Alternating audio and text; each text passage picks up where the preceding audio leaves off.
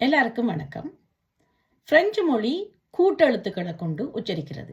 அதாவது உயிரெழுத்துக்களை சேர்த்து வைத்து ஒரு ஒளியை கொண்டு வருது. இதை கூட்டொளி என்றும் சொல்லலாம்.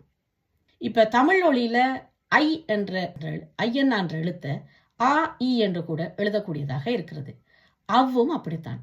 அதே போல பிரெஞ்சு மொழியிலையும் 2 உயிர் அல்லது 3 உயிர் சேர்ந்து ஒரு ஒளியை கொண்டரும்.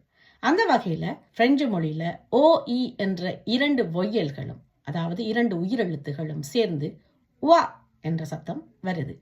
இந்த உவா என்ற சத்தத்தை எப்படி உச்சரிக்கணும்னு பார்ப்போமா? பே ஓ இ எஸ், புவா, பலகை அல்லது தோப்பு, மரங்கள் நிறைந்த தோப்பு. தே ஓ இ ஜே தே, துவா, விரல். இதுல ஒரு எஸ் சேர்த்தீங்கன்னு சொன்னால் துவா, விரல்கள். சே ஓ இ என், குவான். குவாண்டால் ஒரு இடம் அல்லது மூளை, ஒரு இடத்துல இருக்கிற மூளை பகுதி. ஜி ஓ இ எ, ஜுவா, மகிழ்ச்சி. எல் ஓ இ, லுவா, சட்டம். எம் ஓ இ, முவா, நான். தே ஓ இ தே, துவா, கூரை. என் ஓ இ இக்ஸ், நுவா, ஒரு வகை நட்ஸ். ஏர் ஓ இ, ரோவா, அரசன்.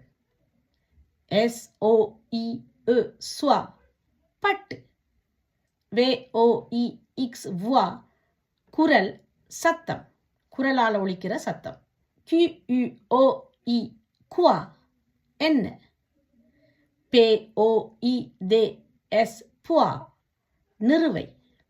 இப்படியாக ஓ இ என்ற சத்தம் வரும் பொழுது உவா என்று உச்சரிக்கணும். இன்றிலிருந்து அந்த உச்சரிப்பை சரியாக கவனித்துக் கொள்ளுங்க. வணக்கம்.